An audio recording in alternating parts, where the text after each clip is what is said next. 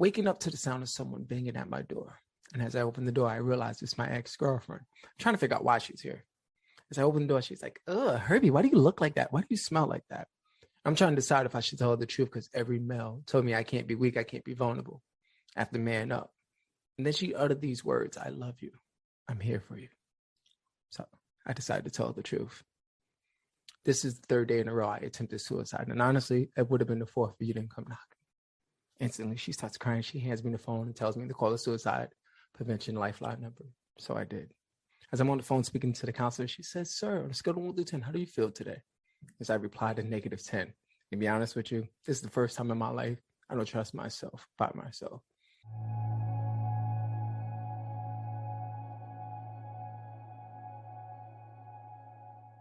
Hey, welcome back to Normalize the Conversation. Today I'm here with Herbie Mack, a suicide prevention speaker, multi-time suicide survivor, and host of the Just Believe podcast. Herbie, thank you so much for joining me today. How are you really? I'm good. I'm doing well. Thank you for asking. How are you doing, Fran? Of course. You know what? I've been better. I'm just getting over COVID, and it dehydrates your body. So, of course, my mouth got so dehydrated. Water. See, I don't drink enough of it. And it's like I've cuts on the sides of my mouth from my lips drying so much. So talking actually hurts. But I'm really excited to be here and recording with you. So you made talking a lot better tonight. Oh, thank you. I'm glad that you got out of, the negative space that you was in with COVID. I know it damages the body and it can dehydrate you and make you feel like trash, to say the least. So, but you look amazing. It looks like you're on a great road of recovery. And I'm excited for this conversation. Thank you. Me too. So I really want to know what inspired your journey to become a suicide prevention speaker? Honestly, checking myself into a mental health facility. The treatment there wasn't the best. So for me, it was like, man, I see why people don't want to go to like a therapist or a psychiatrist, right? And just being there, I don't know, it just inspired me to like share my story. Like every superhero has like a villain, and that was like my villain that inspired me to help others, not only share my story, but educate others about like the numbers and how sad and alarming it is of suicide. One of them is like every 40 seconds someone died by suicide, and it's like, wow, that's a lot. And then not only that, like when you look at like males, right? Me being a male, I haven't seen anybody really express themselves. So like I look at the numbers at that, and you have guys that's dying at 4 times higher than females by suicide, right? And 50% of the people that die by suicide is from it using a gun, right? Because we have access to this and all that. So once I saw that, I was just like, no, like I have to not only share my story, but break the stigma of suicide prevention and also the stigma of just expressing yourself. I don't think like as a guy, I don't see that many guys express themselves. So like me doing that, I'm just like, well, if I can't find it on the internet, why not me be that person? I love that you want to be that person. You want to be that person that you needed for yourself, for others. And that's so incredible. And you spoke about your journey inside being in a behavioral health facility. I also didn't have a great experience with it. So I'd really love to hear your experience, if you wouldn't mind sharing a little bit more about it. Oh, yeah. I'll share my story. Waking up to the sound of someone banging at my door. And as I open the door, I realize it's my ex-girlfriend. I'm trying to figure out why she's here. As I open the door, she's like, "Ugh, Herbie, why do you look like that? Why do you smell like that?" I'm trying to decide if I should tell her the truth because every male told me I can't be weak, I can't be vulnerable. I have to man up. And then she uttered these words, "I love you. I'm here for you." So I decided to tell her the truth. This is the third day in a row I attempted suicide. And honestly, it would have been the fourth if you didn't come knocking. Instantly, she starts crying. She hands me the phone and tells me to call the suicide prevention lifeline number. So I did. As I'm on the phone speaking to the counselor, she says, "Sir, on a scale of 1 to 10, how do you feel today?" As I replied, a -10. To be honest with you, this is the first time in my life I don't trust myself by myself. So she recommended I check myself into a mental health facility. So I did.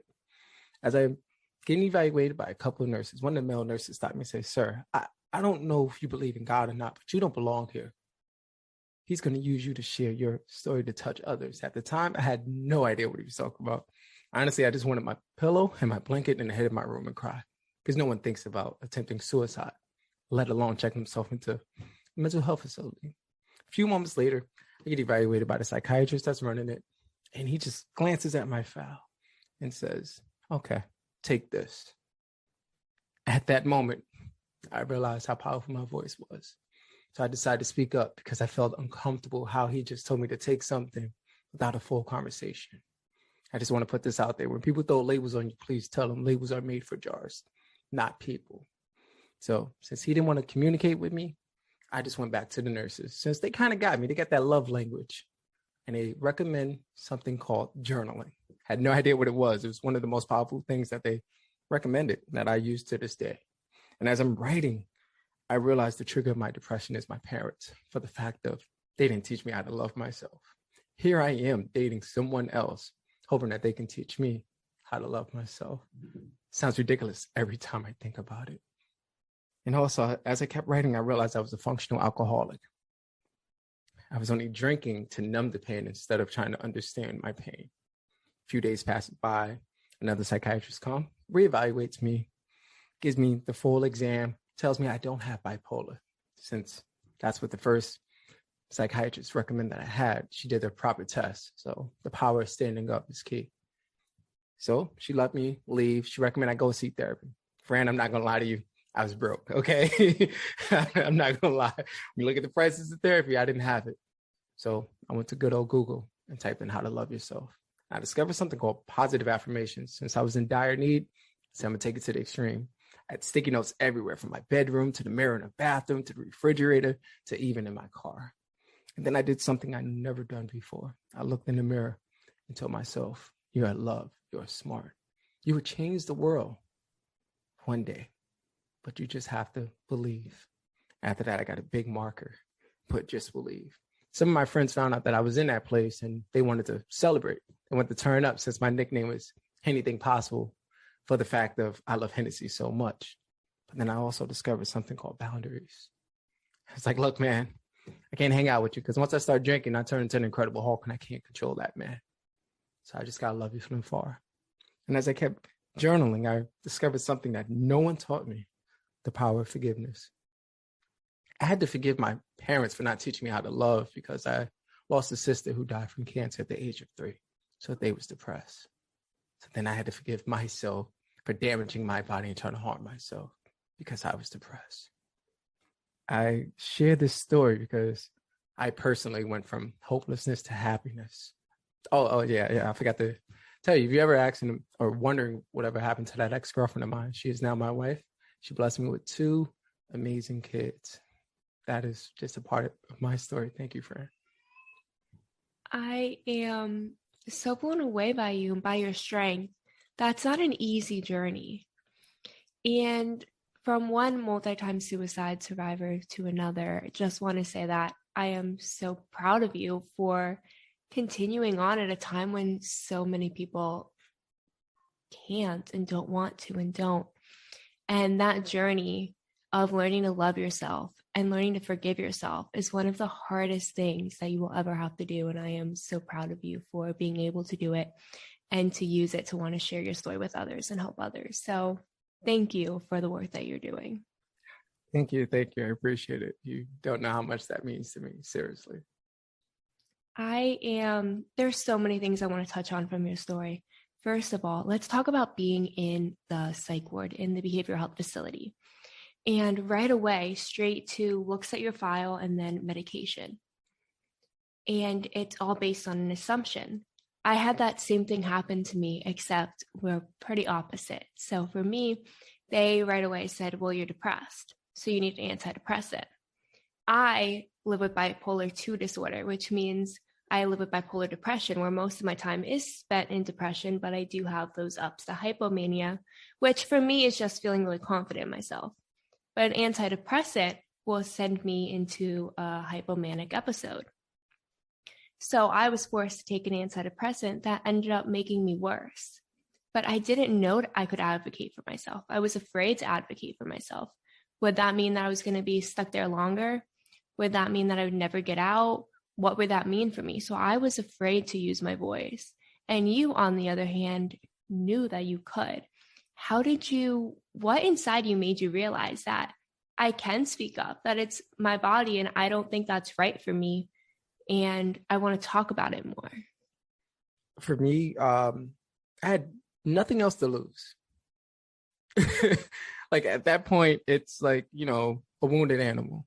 Like you don't want to attack. And because he just glanced at my file and realized like I'm from the Bronx and, and I quote, people from the Bronx don't have a high IQ and they can't really read or write. So it was just like my entire life, I've been always with that, right? Being from the Bronx, people unfortunately treat people from the Bronx like it's a third world. And for me, I was just like, enough is enough. Like everybody that I was just in a negative place. And I was just like, enough is enough. What is the worst thing that he can say to me? And then like, I realized this, I volunteered myself and I'm paying him for assistance. I am telling him, hey, I'm not comfortable with this. Are you listening? Can we do something else? And once he wasn't listening, I was like, no, like we're done. We're done. It was like, and I'm pretty calm and chill. And at that moment, it's just something inside of me was like, no, just stand up for yourself. Like that's enough. And for the whole time being there, I was there, unfortunately, for 5 days. And I was only supposed to be there for 72 hours because he told me that he was going to hold me there as long as possible until I take what he prescribed me. And this is key. I read everything that I signed when you like Baker Act yourself or whatnot. And it was saying that pretty much if you're not showing improvement, then it can keep you there. But I was doing the group therapies and all that other stuff that was there. And I was doing the group activities and communicating with the nurses. So it was like, I'm doing everything that is required of me. I'm just not taking that because I'm not comfortable with it. And for him to push against me was like something I never seen before. But I'm glad that he did because it showed how powerful I am. I love how first of all, reading what you're signing is so important. And we don't do that. We're so used to just like accepting the terms and conditions, never reading anything. So it's so natural that someone hands you a document in a medical setting and you just sign. And I think that's so huge that you took the time to actually read it and know what can keep you held and what couldn't. But then to also know that there's nothing else I could lose. I'm going to speak up for myself. I know it's not right. And I'm not going to let someone in power intimidate me. And so many people, I mean, I was one of them who are afraid to do that. What advice do you have for someone who, whether it's in a behavioral health facility, whether it's in therapy or to a doctor, just who wants to advocate for themselves and their health and their mental health, but is afraid to speak up against what they're telling them? Do it. Speak up. Just because it's like this. When you're going to take your car in, right, for service, if you know, like, hey, I need an oil change, but this guy's selling you tires, what you gonna do? You're like, yo, I didn't come here for tires. I'm leaving. I only came for an oil change. It's similar to that in that setting. If you're telling the psychiatrist, the counselor, the social worker, the therapist, if you're telling them, hey, I'm uncomfortable in this setting, and you're not listening, then find another one that will. It's the power of love language, man. Like, it's not only just like a relationship of love language. It's like we all have our own language.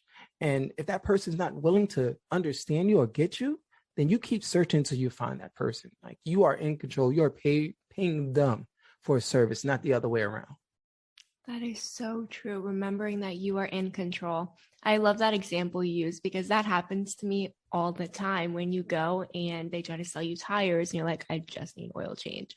And that is something so relatable that we can apply to so many other avenues. If you know what you want, you know what you need, and someone's telling you something else, don't be afraid to speak up. You are absolutely incredible. I really want to jump over now to your sobriety journey. What was that aha moment for you that led to your decision that, you know what, I do become the Incredible Hulk, like you said, when I'm drinking, and I don't want to be that anymore? When I was in the place, when I was in that mental health facility or whatever, when I was writing, I was just like, man, it's like a triangle, right? Like, you know how you set up a triangle, the bottom was my behavior and then my thoughts and then the feelings. So I realized, like, when I was in there and I was feeling sad, my behavior was always to run to the liquor store, right? Because I thought it would make me feel better. And then once I was drinking, it was like, oh yeah, but it wasn't. It was triggering something. Here I am in my own apartment punching the wall. What is wrong with me? Because of my trauma. I didn't know how to express myself. Like no one ever told me it was okay to express yourself. It was just always that moment of just, trying to drink and being numb to my feelings. And I just had enough of it. And I was just like, why am I depressed? What is triggering it? Okay, now let me understand it. So for me, it was like when I was journaling, I realized the pattern. And that's only because I had two different journals. One was just like expressing my emotion. And then the other one was looking at it, right? My high school basketball coach used to always ask me, what is the weakest point of your game? What is the area that you need to improve on? And I was just like, dude, I don't know. Like I'm 14, 15. You tell me, you're the coach. And he taught me how to identify the areas to improve on. So I took that method and I wrote in the journal for 6 months. And then I got another journal to analyze the areas that I need to improve on. And it was drinking. It was like every time I noticed, man, I'm going to that liquor store 4 days out of the week, sometimes 6, And it was weird because like the guy that was, the clerk, based off of the question that he asked me was always like, hey, how you feeling today, Herbie? And I'm just like, rough day, biggest bottle of Hennessy. Right. Just like, then it's like, oh, hey, how you feeling today? And I'm like, man, I'm feeling good.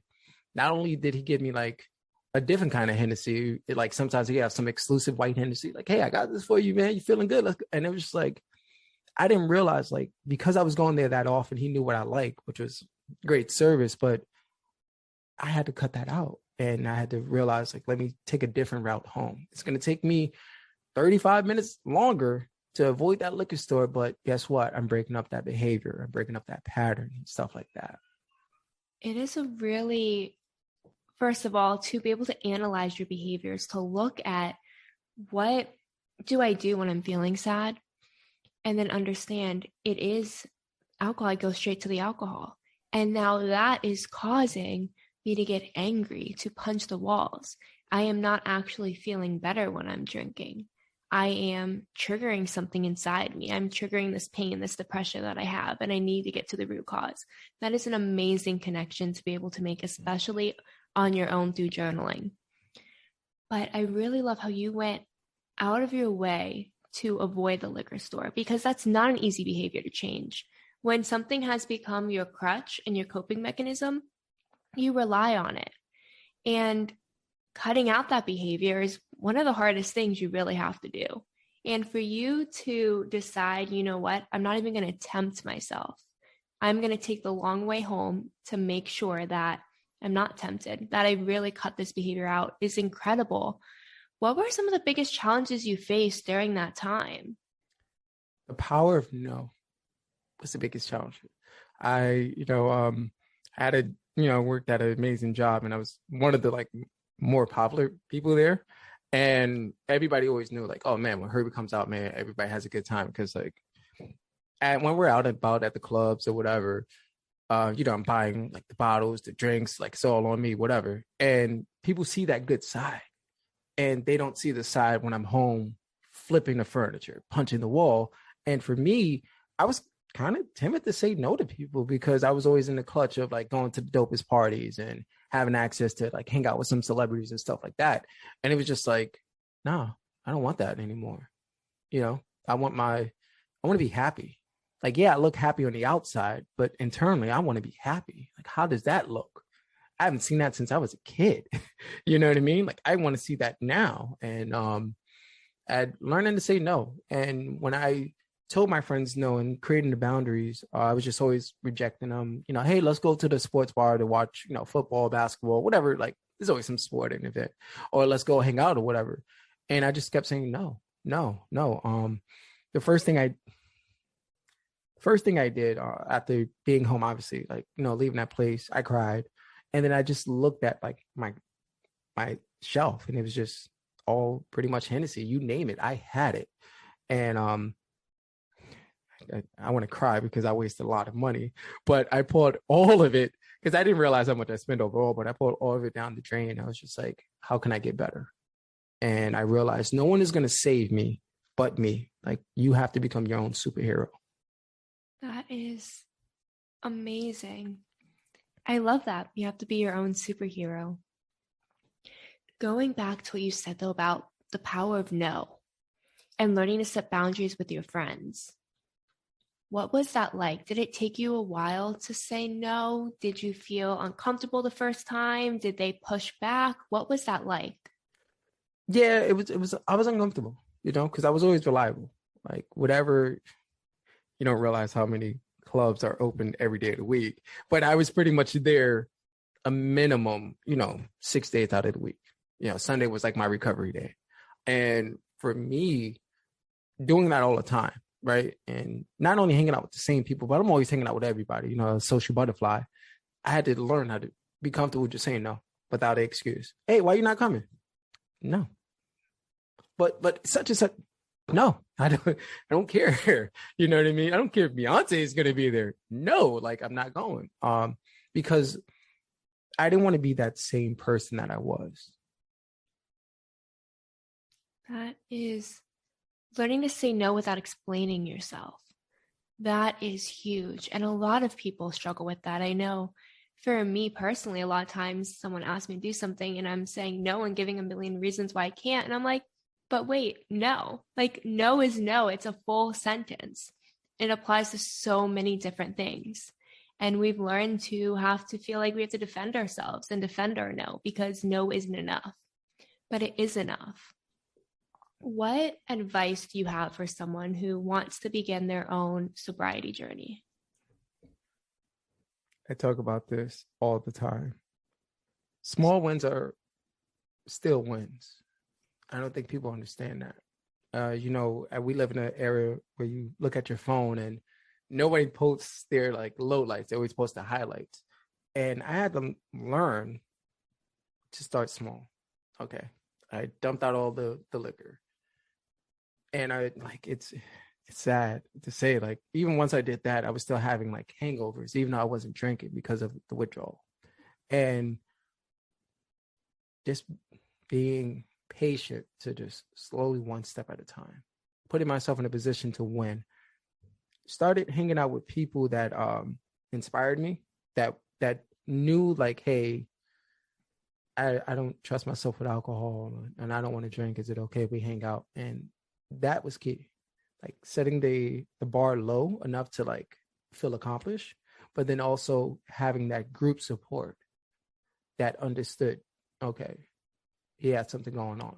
It took me a while to feel comfortable telling people about my skeletons, but being comfortable enough to say, hey, like, this is why I'm not drinking. I attempted, such and such, and they got it. So always set the bar low, take the baby steps because they're still steps, but also having that group support. Like, honestly, having that group support is key. That understands you. That is incredible advice. Small steps are so important. Just one step in front of the other, one foot in front of the other. And then that network, that support system, people who value you for who you are and not for who they want you to be or who you used to be or the persona that they have of you. Actually valuing you as a human and respecting your boundaries is so important. Who make you feel inspired, who make you feel good, who help you learn how to love yourself by loving you the way you deserve. So switching over to self-love, to you, what does it mean to love yourself? Oh, great question. First person ever asked me that.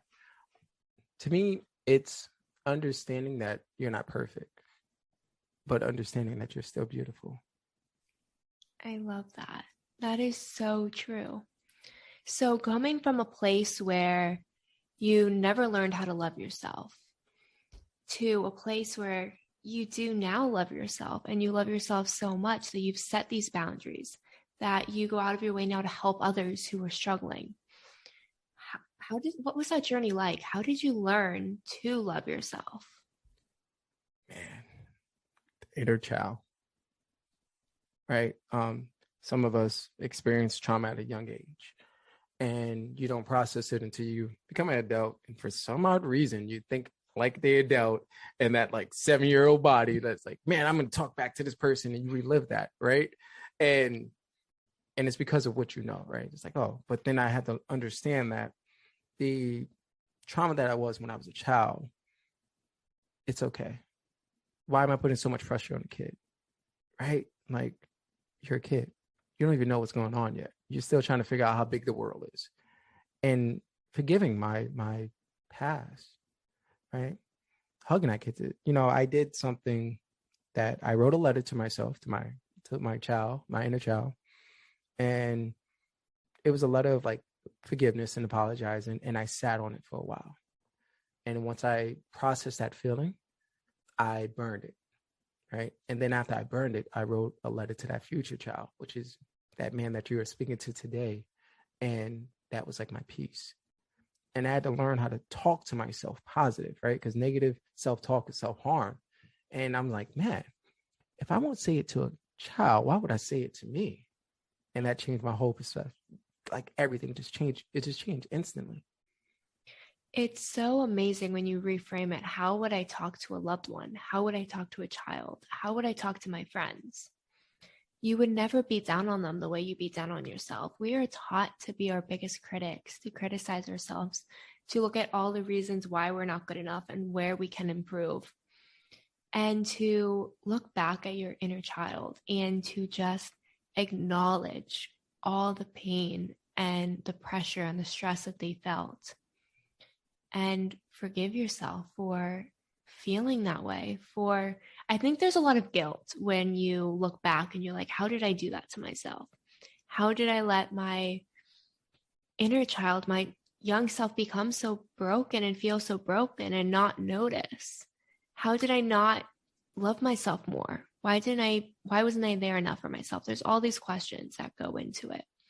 So when you are reflecting back on that inner child, what were the 3 biggest things that you told that inner child? I'm sorry that you had to go through that. I love you. And your trauma your past doesn't determine your future. I love that. And now switching over to your future self, what were the 3 biggest things you told your future self or you today? If you can believe it, then you can achieve it, right? And letting go. And you are that person that you want to be. And that helped me out. And also, honestly, you talked about the inner critic. I wanted to touch upon that. So I have an inner critic. I think we all do. But what helped me was to identify it, right? I gave it a name, like Daffy Duck, something that I don't take serious. So when that inner critic starts talking to me, I don't even pay him any of mine because it's like Daffy Duck. You don't take him serious. So I talk down to him. And as I'm talking down to that inner critic, I am talking positive to that inner child. And it's balanced out so well. I love that. I did an episode over a year ago now with this guy named Jeremy Green. And he spoke about this, about giving your inner critic a name and about how your inner critic is really your fear. And it's talking down to you because it's trying to keep you safe. It's trying to keep you inside this comfort zone and keep you where you are. And acknowledging that you're there, but I don't have to listen to you. Giving it a name, making it a person. I think that was the most incredible thing I'd ever heard. And hearing you say that, it was so powerful. And I started doing that to myself. And I realized how much this other person was talking to me and telling me who I was, instead of letting everything around me show me who I was, my actions, my actual feelings, who I wanted to be. It was all masked by something else, some other voice that I let drown out everything else.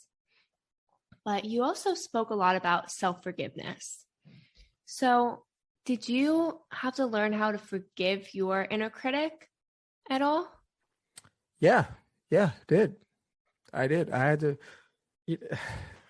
So once I left the behavior center, and I had to do a lot of reflecting on life, like, why am I here? What's my purpose?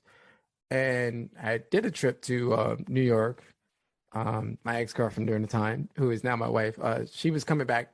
She was coming to back to Florida or whatever, and she needed help driving. I was a man of my word. So when I went there, I went to go see my sister who had died from cancer. And being there, I went to visit her grave, and I was just there talking like to her because I needed someone to like listen without judgment. And then I realized, why am I holding on to this? This is holding me back. All this pain and this trauma and being hard on myself because that inner critic is like in my ear, like, you're weak, you're weak. You didn't stand up to yourself. You didn't stand up for yourself when you was a child. You had moments to express yourself. When you thought about like attempting suicide, you didn't. You could have told someone that you were struggling, you didn't. And it just kept yelling at me. And I'm just like, I don't have to listen to you. I hear you, but I don't have to listen.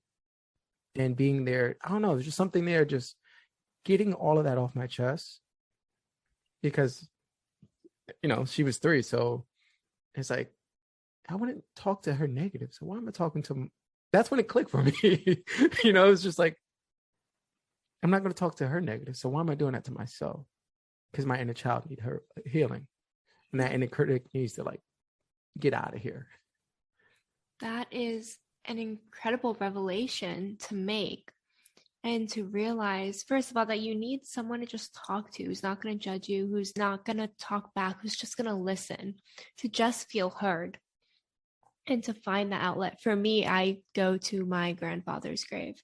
So I get that because it's nice to have someone who makes you feel comfortable, who makes you feel loved. The memory of them doesn't make you feel the way your inner critic does. And to have that space, to find that space and to sit there and to have that revelation is incredible. So when you had that moment of clarity that I wouldn't talk to her that way, so why am I talking to myself that way?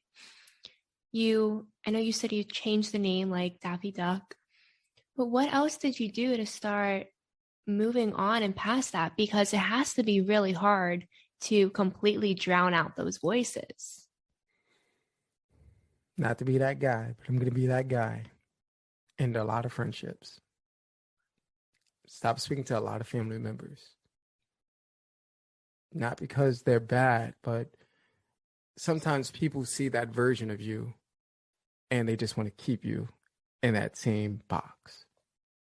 And for me, I was changing. And some people wasn't putting me in that position to win, right? I had some friends that was drinking, smoking, some family members that was drinking, smoking, and I was just like, I don't need that low vibration energy. I don't need that. What? Let me stop hanging out with them so I can be the man that I am today. And for me, once I did that, created boundaries, really strict boundaries, I just, no. Oh, yeah. Block. Like, okay. And, but then also, man, it's a lot. Exercising as far as like doing a 20-minute walk or just walking, but then changing my diet and then seeing different results. And once I started seeing different results mentally, before even the physical, I just kept going. It was like, let me go down this rabbit hole and see where it takes me. I love that. I love how it's a combination of things. Because when it comes to our mental health, when it comes to healing, we always think it's this quick fix. We think we're going to walk into therapy and healed, or someone's going to give session, I'm done. Yeah, I'm done, guys. Going to give us a medication. We're going to take it. It's like, that was the magic pill. I'm better. And it's not like that. It is a long time in the making. It is finding a bunch of different things, and half of them will work, half of them won't work. And that's okay. It's about finding a combination of things. There is not just one magic tool. And that's something that I've seen so often. My grandmother loves when I talk about her, but the doctor gave her an antidepressant and she takes it and she's like, it's not working. Tries therapy, goes to one session, not working. And I'm like, it's not just a one quick fix. But there is such a big misconception out there that it's literally ingrained in people's heads that if it doesn't work right away, it's you and you're the problem. Yeah, It's it's that not microwave. exactly. It's not a process. It's a one-time quick fix. Doesn't work. It's just you and you're stuck like this. And then it causes people to beat down on themselves worse.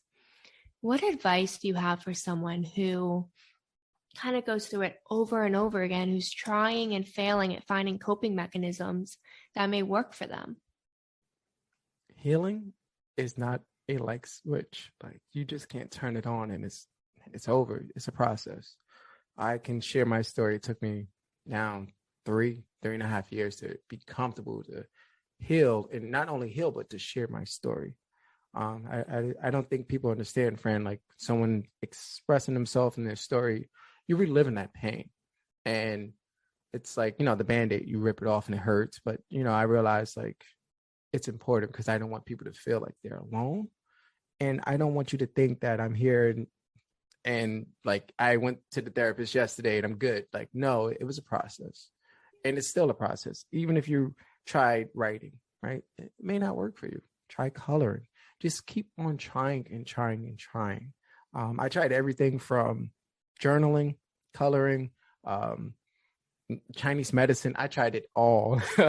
You know what I mean? From changing my diet. Now, like I'm a vegetarian pretty much. And just slowly just trying it out and trying it out long enough to see if it's for me or not. Like just because you did it one time doesn't mean it's going to be. I kept going. I did it for 6 months. Okay, this is not working. Let me try another one for 6 months and sticking with it. Just, yes, all of that. Yes, because I was one of those people too. In the beginning, I was like, well, I'm going to meditate, I'm going to journal, and I'm going to do yoga, and I'm going to be fine. The only thing of those three that really, really worked for me the entire time to this day is journaling. Meditation helped a little bit in the beginning. Then I got to a point where sitting in silence, I couldn't do it. I just would start crying. And I was like, okay, well, then I'm stuck like this. And to know that, it's okay that didn't work. Changing your diet up, that was one of the biggest things for me. I went and got an MRT panel to actually find out what food was sensitive with my body and learning what was not good for my gut, because your gut health is connected to your mental health. Exercise, finding different exercise routines, whether it's yoga or running or a TRX ropes. I love those ropes. Such an advocate for them. The Stairmaster, like just moving your body in a different way. Some muscle movement might feel better than others for you. And it's okay if you focus on one muscle group for a while, or if you focus on a little bit of everything, or if you're just running or walking, finding something that makes you feel better and using it and building on it. And I think a lot of people they think that it's supposed to be those ones that everyone says, right? The meditation, yoga, journaling, that's it. That's really what you hear. And people are like, okay, well, that didn't work for me. Yeah. Now I'm going to take a bubble bath. That didn't work for me. What do I do? So I love how just amazing and honest you were with everything. Oh, you're welcome. Like, honestly, I tell people, be okay sucking at it first, but give it a chance to suck at it. Like, like what you said, right? I went to the gym and I was just like, okay, I'm going to try everything. And it wasn't for me. But then I was like, oh, hey, what is this rowing thing? Man, I was rowing my tail off like, yeah, let's go, And I was like, yo, this is for me. It hit, not only does it hit everything, but it just made me not think. It just got me into that like zone that you hear that athletes talk about. And it was just like, I was in that zone of just not worrying. And that's what it's all about. Even like exactly what you said about the meditation, I was like, okay, let's do this. And it wasn't for me. But then I looked at it differently. Let me color. It's all it is just slowing the universe down, right? When everything is moving too fast for you, whose responsibility is it for you to slow it down? It's yours, right? And I was just like, well, let me just color.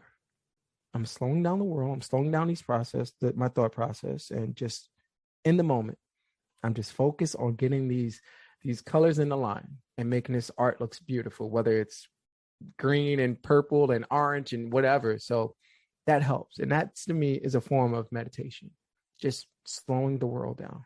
That's it. That is a beautiful way of reframing it. I love that.